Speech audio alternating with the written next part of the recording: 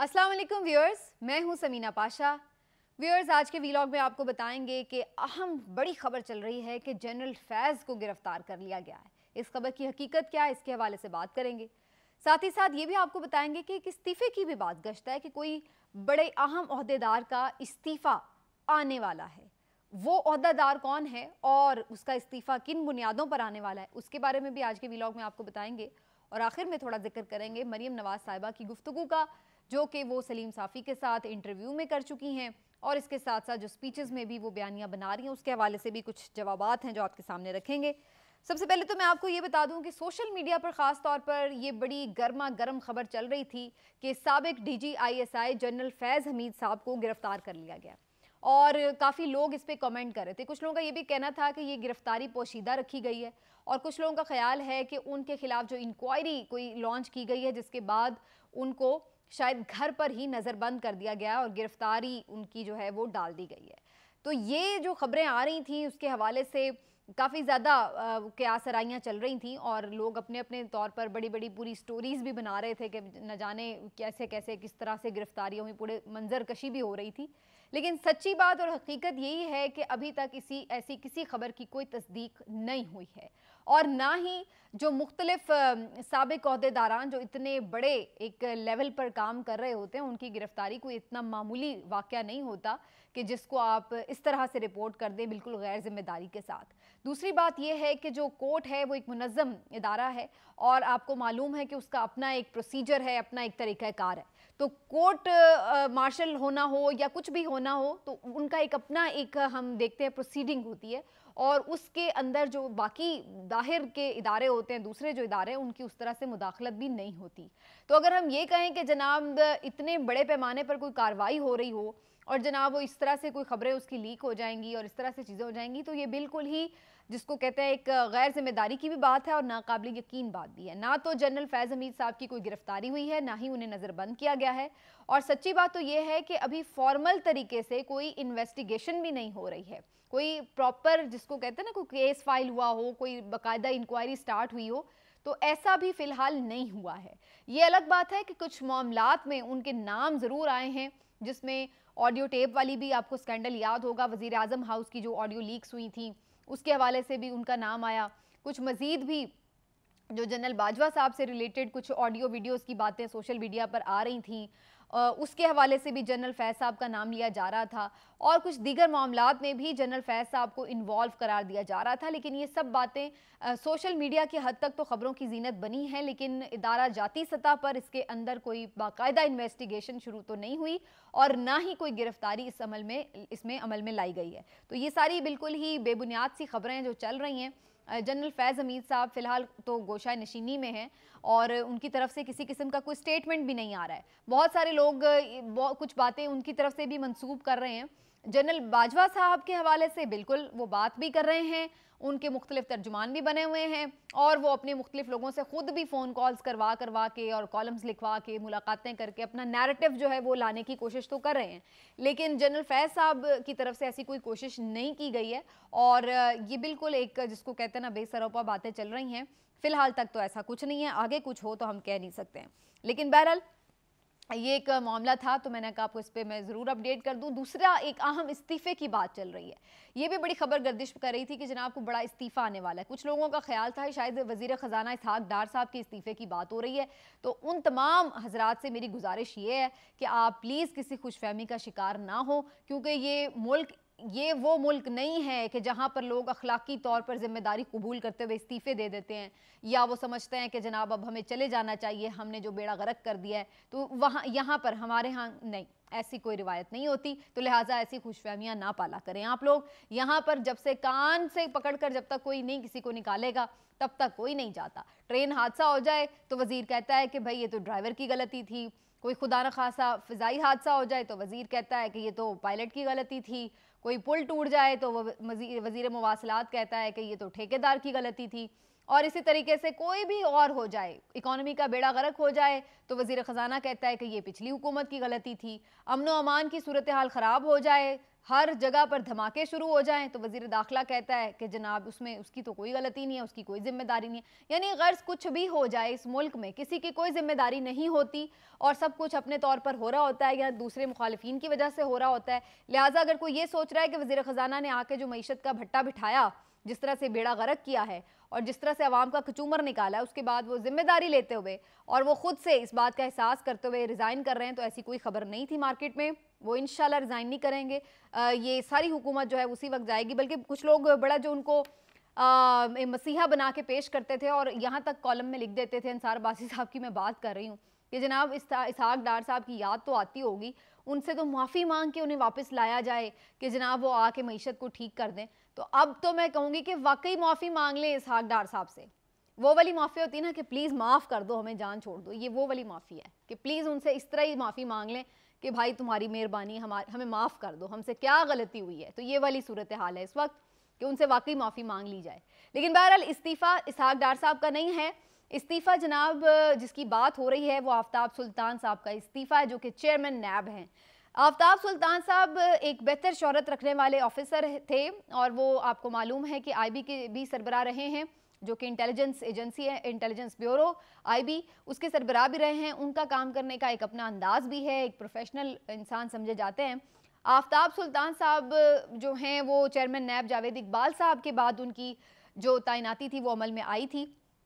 اور ان کا بھی ٹینیور بالکل باقی ہے۔ لیکن آفتاب سلطان صاحب جو ہیں ان کے حوالے سے یہ خبریں گردش کر رہی تھیں کہ ان کو حکومت کی طرف سے کچھ پریشر کا سامنا ہے اور حکومت یہ چاہ رہی ہے کہ نیب کے کچھ کیسز بنائے جائیں پی ٹی آئی کے مختلف رہنماؤں کے اوپر اور ان میں انہیں الجھایا جائے، بالکل اسی طرح جیسے ان کا خیال ہے کہ پی ایم ایل این کے رہنماؤں کے اوپر یا دیگر جو مخالف جماعتیں تھیں پی ٹی آئی کی، ان کے اوپر جو تھے کیسز بنائے گئے تھے نیب کے۔ تو ان کا یہ ماننا ہے کہ جناب اسی طریقے سے اسی روش کے مطابق نیب کو دوبارہ سے آرم ٹوئسٹنگ کے لیے استعمال کیا جائے اور فالس کیسز بنائے جائیں اور لوگوں کو مقدمات اور اس میں الجھایا جائے۔ تو اس کے اوپر جو ہے ان کی طرف سے تھوڑی سی ریزسٹنس شو کی گئی ہے اور ان کا یہ کہنا ہے کہ جناب وہ اس کے لیے اس کے حق میں نہیں ہیں کہ کوئی بغیر کسی ایویڈنس کے، بغیر کسی صحیح وجہ کے، ٹھوس حقائق کے وہ فضول میں لوگوں کے اوپر کیسز نہیں بنانا چاہتے۔ تو کچھ لوگوں کا خیال ہے کہ اس معاملے کے اوپر ان کے کچھ حکومت سے اختلافات بھی چل رہے ہیں، تو ہو سکتا ہے آنے والے دنوں میں وہ تنگ آ کے اس کے اوپر ریزائن ہی کر دیں یا پھر حکومت خود ان سے ریزگنیشن کا بھی کہہ سکتی ہے۔ اگر وہ ان کی مرضی کے مطابق نہ چلے تو ہو سکتا ہے حکومت کہے کہ بھئی ٹھیک ہے، پھر اگر آپ نے ہمارے مطابق کام نہیں کرنا تو پھر آپ استعفیٰ دے کے الگ ہو جائیں۔ تو ایسی بھی کوئی صورتحال بن سکتی ہے، لیکن اگین یہ ابھی وہ خبریں ہیں کہ جن کی دونوں جانب سے تصدیق اس طرح سے نہیں ہوئی، لیکن بہرحال ایک بیچ میں کچھ نہ کچھ تناؤ کی جو کیفیت ہے وہ برقرار ہے اور وہ چل رہی ہے۔ اس میں ایک چیز میں اور بھی واضح کر دوں کہ ویسے تو نیب ترامیم کے بعد یوں بھی جو نیب چیئرمین ہیں ان کے اختیارات کافی محدود ہی ہو گئے ہیں اور جو خود نیب کے نوٹس وغیرہ کے معاملے تھے جس میں وہ لے سکتے تھے بہت سارے کیسز کو اپنے انڈر اور بنا سکتے تھے ریفرنس وغیرہ، تو وہ بہت ساری چیزیں جو ہیں وہ بالکل ہی جس کو کہتے ہیں نا وہ ایک ایسا انہوں نے ٹوتھ لیس قسم کا ادارہ بنا دیا ہے کہ جس کے اب ناخن بھی کاٹ دیے گئے ہیں، پر بھی کاٹ دیے گئے ہیں اور مطلب بالکل اس کو ٹوتھ لیس سا ایک انسٹیٹیوشن بنا دیا ہے۔ تو اس میں بھی پھر بھی اس کو کوشش کی جا رہی ہے کہ اس کے تھرو جتنی بھی آرم ٹوئسٹنگ ہو سکے وہ کریں، تو اب وہ نہیں اس طرح سے ہو پا رہی، تو آپ اسی لیے دیکھ رہے ہیں نا کسی رہنما کے اوپر کوئی منشی کہنے پہ کیس بن گیا ہے، کسی کے اوپر جو ہے وہ ٹویٹ کرنے پہ کیس بن رہا ہے، کسی کے اوپر پولیس پہ ڈکیتی کرنے کا کیس بن رہا ہے۔ تو اس قسم کے جو کیسز ہیں وہ اسی لیے سامنے آ رہے ہیں کیونکہ کوئی اس طرح کے جو کرپشن کے معاملات ہیں، اس طرح کی چیزیں جو ہیں اس کے اوپر کیسز ان سے بن نہیں پا رہے ہیں۔ ہوں گے، ہم کو یہ تو نہیں کہتے ہیں کہ پی ٹی آئی کے رہنما کو بڑے وہ فرشتے تھے اور بڑے وزیر ان کے بڑے کلیئر تھے، لیکن ایک بات اپنی جگہ درست ہے کہ ابھی تک تو اس حکومت میں ان نے ابھی تک کوئی ایسا کیس بڑا اسکینڈل نہیں نکال کسی وزیر کے خلاف کہ جس کے اوپر ہم یہ کہیں کہ جی دیکھیے یہ نکالنا ہے۔ توشہ خانہ عمران خان صاحب کے خلاف نکالا ہے کیس اگر نکلا ہے تو، اور ایک آدھ کوئی اور ابھی میں دیکھ رہی تھی اس میں بھی کہ جناب علی افضل صاحی صاحب کو نیب نے ضرور طلب کیا ہے، کس کیس میں ابھی اس کی میرے پاس تفصیلات نہیں ہیں، اور فاروق حبیب صاحب کو ایف آئی اے نے طلب کیا ہے، پھر عثمان ڈار صاحب کو اینٹی کرپشن نے طلب کیا ہے، اور باقی جو ان کے کیسز تھے آپ کے شہباز گل کے یا فواد چودھری صاحب کے یا اعظم سواتی صاحب کے، وہ تو آپ کے علم میں ہی ہیں، وہ تو بغاوت کے اور اس ٹائپ کے کیسز لگائے گئے ہیں. تو اس طرح سے جس طرح سے ایک نیب کے کیسز ہم دیکھتے تھے پہلے، اس ٹائپ کی جو ہمیں چیز ہے وہ یہاں پر نظر نہیں آ رہی. لیکن بہرحال اس کو شاید استعمال کرنے کی کوشش پھر بھی کی گئی یا کرنے کی کوشش کی جا رہی ہے، جس کے اوپر آفتاب سلطان صاحب جو ہیں وہ تھوڑے سے ریزسٹ بھی کر رہے ہیں. تو یہ کچھ خبریں جو ہیں وہ چل رہی ہیں مارکیٹ میں، دیکھتے ہیں آنے والے دنوں میں وہ اس پر کیا فیصلہ کرتے ہیں. اور لاسٹلی میں تھوڑا سا بات کر لوں مریم نواز صاحبہ، جو اس وقت مختلف کنونشنز میں بھی خطاب کر رہی ہیں، انٹرویوز بھی دے رہی ہیں اور ایک بیانیہ بنانے کی تگ و دو میں ہیں، لیکن وہ بری طرح سے پھنستی چلی جا رہی ہے. میں نے پچھلی دفعہ بھی اس پر بات کی تھی کہ جو بات وہ کرتی ہیں وہ خود اتنی تضادات سے بھرپور ہوتی ہے کہ وہ پھر خود ہی جس کو کہتے ہیں نا وہ ڈیفیوز ہو جاتی ہے، ان کی بات میں کوئی وزن ہی نہیں رہتا، تو کوئی کیسے اس کو ایکسیپٹ کرے گا. اور یہی اسی طرح کی انہوں نے کچھ باتیں کی ہیں، جو صافی صاحب کو انٹرویو دیا جس میں وہ پھر سے عدلیہ پہ اٹیک کرتی نظر آئیں، اور انہیں یہ بھی انہوں نے کہا کہ جنرل فیض کی کچھ باقیات موجود ہیں جو عمران خان صاحب کی سہولت کاری کر رہی ہیں. تو یہ نہیں انہوں نے بتایا کہ سہولت کاری کیا ہو رہی ہے، کیونکہ ابھی تک تو ہم دیکھ رہے ہیں کہ پی ٹی آئی والے زیر اعتاب نظر آ رہے ہیں، اور بظاہر نظر نہیں آ رہا کہ کسی بھی ادارے سے کسی بھی قسم کی کوئی سپورٹ جو ہے وہ پی ٹی آئی کو مل رہی ہو. جہاں تک کچھ کیسز کی بات ہے عدلیہ کی طرف سے، ہائر جوڈیشری کی طرف سے، تو یہ ضرور ہے کہ جو بالکل ہی آئین اور قانون ایک چیز میں کلیئر ہے، جیسے ابھی ریسنٹلی فیصلہ آیا غلام محمود ڈوگر صاحب کا، یا ابھی ریسنٹلی فیصلہ آیا ہے کہ 90 دن میں الیکشن کرانے ہیں. تو اس قسم کے فیصلوں کے اوپر تو ظاہر ہے یہی اب کورٹ کرے گی نا. وہ کیسے اگر 90 دن کا لکھا ہے تو کورٹ یہی کہے گی 90 دن میں کراؤ. وہ فیصلے میں یہ تو نہیں لکھ سکتے کہ چلیں جی ٹھیک ہے آپ 120 دن میں کرا لیں یا سال بعد کروا لیں. تو وہ آئین اپنے طور پر بدل تو نہیں سکتے ہیں. تو اگر وہ آئین اور قانون کے مطابق کوئی فیصلہ دے رہے ہیں اور اگر اس سے پی ٹی آئی کو ریلیف مل رہا ہے یا پی ٹی آئی کے حق میں وہ بات جا رہی ہے، تو اس کا یہ تاثر نکالنا کہ جناب وہ اس میں کوئی سہولت کاری ہو رہی ہے، تو یہ بڑی عجیب سی بات ہے. اور پھر وہ فرما رہی کہ جنرل باجوہ صاحب کو آپ نے عمران خان نے اس وقت للکارنا شروع کیا جب وہ نکل گئے تھے پاور سے اور آرمی چیف نہیں رہے تھے. اور دیکھیے نواز شریف صاحب نے تو اس وقت للکارا تھا گجرانوالہ کے جلسے میں جب وہ آرمی چیف تھے جنرل باجوہ. تو یہ بھی ایک بڑی اگر دیکھا جائے حقائق کے حوالے سے ایک عجیب سی انہوں نے ٹویسٹ کرنے کی کوشش کی. جنرل باجوہ کو بالکل نواز شریف صاحب نے اسی وقت نام لے کر للکارا تھا جب وہ آرمی چیف تھے، لیکن اس وقت نواز شریف صاحب کہاں تھے؟ مریم صاحبہ یہ بھی بتا دیتی. کیا نواز شریف صاحب اس وقت خود پاکستان میں موجود تھے، گجرانوالہ میں موجود تھے؟ جی نہیں، وہ لندن میں موجود تھے. اگر وہ اتنے ہی شیر تھے تو پھر یہاں موجود رہتے ہوئے ان کو اس طرح سے للکارتے نا. ورنہ تو پھر اعظم سواتی کو دیکھ لیں جنہوں نے یہاں موجود رہتے ہوئے ان کے اوپر صرف ٹویٹ کیا تھا، تو اس کے بعد پھر ان کے ساتھ کیا ہوا تھا. تو ٹھیک ہے وہ ضرور تنقید کریں، لیکن اگین وہی بات ہے کہ جب آپ فیکٹس کو توڑ مڑوڑ کے پیش کرنے کی کوشش کرتے ہیں تو وہ پھر پکڑی جاتی ہیں چیزیں، اس طرح سے پھر سامنے نہیں آتی ہیں. اور ابھی جب وہ عمران خان صاحب پہ یہ بھپتیاں کستی ہیں کہ جناب وہ گرفتاری نہیں دے رہے، وہ چھپ کے بیٹھے ہیں، تو پھر ہر کوئی یہ سوال کرے گا کہ وہ تو 3 مہینے سے چھپ کے بیٹھے ہیں، تو آپ کے والد صاحب 3 سال سے کدھر چھپ کے بیٹھے ہیں؟ ذرا وہ بھی بتا دیں، وہ کیوں نہیں آ رہے ہیں؟ اور اسی طرح سے یہ کہتی ہیں جی وہ عدالت میں جھوٹ بولتا ہے، اس کا ٹانگ ٹھیک ہے لیکن وہ جھوٹ بولتا ہے تاکہ پیش نہ ہونا پڑے. تو مریم نواز صاحبہ یہ بھی بتا دیں کہ میاں صاحب نے کیا جھوٹ نہیں بولا تھا اپنی صحت سے متعلق. وہ تو کہہ رہے تھے کہ وہ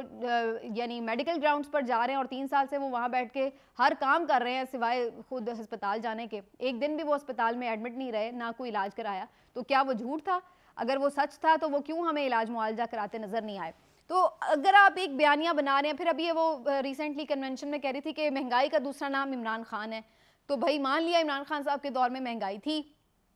تو کیا آپ کے دور میں آ کے ریلیف مل گیا ہے؟ آپ لوگوں نے تو مہنگائی مارچ بھی کیے تھے عمران خان کے دور میں، لیکن اس کے بعد ڈبل ٹرپل مہنگائی جو ہے وہ اس دور میں آ کے ہو گئی ہے. تو پھر آپ کہہ رہے ہیں کہ جناب اس کا نام مہنگائی ہے اگر، تو پھر آپ کا نام کیا رکھا جائے؟ تو یہ سارے جو تضادات ہیں وہ مریم نواز صاحبہ کے آڑے آ رہے ہیں، جو ان سے بیانیہ نہیں بن رہا. اور شیخ رشید صاحب نے بڑا رائٹلی کہا ہے کہ آپ کا